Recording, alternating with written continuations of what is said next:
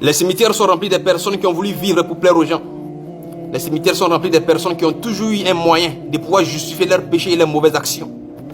Les cimetières sont remplis de voleurs, des bandits, des drogués, des alcooliques, des brouteurs, des personnes qui ont pris leur vie pour faire du n'importe quoi sur la terre. Les cimetières sont remplis de ces filles-là qui ont pris la majeure partie de leur existence à exposer leur corps, que ce soit de manière physique ou même sur le mita. Elles ont pris la plage comme un prétexte pour pouvoir se dénuder. Les cimetières sont remplis de prostituées. Les cimetières sont remplis de personnes qui sont allées dépenser des millions pour mettre pain dans leur corps, croyant que c'est ce qu'Allah entend d'elles. Pourtant, Allah entend d'elles mieux que ça. Les cimetières sont remplis de mauvais conseillers et de mauvais conseillers. Des personnes qui ont encouragé vers le mal.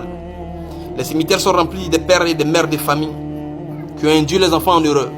Des pères et des mères qui voyaient les enfants dans la dépravation, dans la fornication, mais qui étaient incapables de leur dire Itakullah. On les appelle comment? Les papas coulou et les mamans coulou. Les cimetières sont remplis de plein de personnes qui disaient laissez-moi vivre ma vie, c'est ma vie. Celles-là aussi sont cimetières. Les cimetières sont remplis des présidents, des ministres et des députés qui comptaient sur leur pouvoir pour pouvoir semer du trouble et faire n'importe quoi sur la terre. Les cimetières sont remplis de ces filles-là qui comptaient sur leur beauté et pensaient que leur beauté seule pouvait leur suffire à faire du n'importe quoi. Pourtant, ils ne savaient pas que c'était une preuve d'Allah et qu'il n'y aurait pas une fin à tout ça.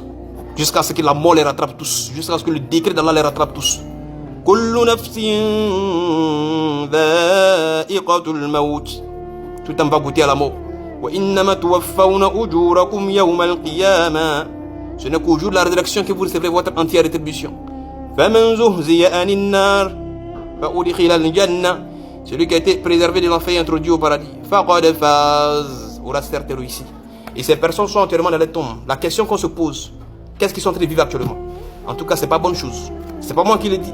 C'est Allah et son messager qui le dit. Alors mon frère, ma soeur, comment tu comptes faire ta vie? Tu veux finir comme ces personnes-là? Tu veux les suivre ou tu veux ranger ta vie? Tu ne trouves pas que ça en est assez? Tu ne trouves pas que tu vas passer du temps à faire du n'importe quoi? C'est pas mieux maintenant que tu vas te ressaisir et reconstruire ta vie suivant les prescriptions et les injonctions de ton Seigneur? En tout cas, tout est déjà clair. Comme je l'ai dit, notre devoir n'est que la transmission du message. Après chacun de suivre sa voie et de saluer les personnels. Car on donne la bonne compréhension et façon de véritables musulmans. Salam alaikum wa rahmatullah.